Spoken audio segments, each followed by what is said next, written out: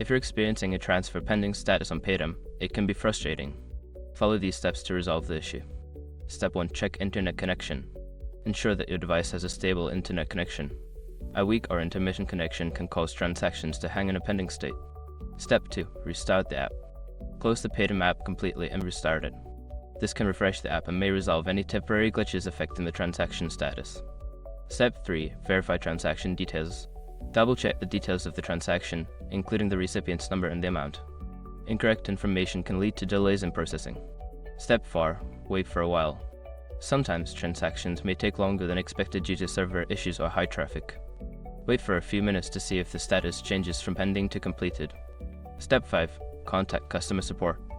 Before filing a refund or dispute, use the *com link in the description to open the refund dispute deadline calculator and confirm your deadline. By following these steps, you should be able to address the transfer pending issue on Paytm. If problems continue, staying in touch with customer support is your best option.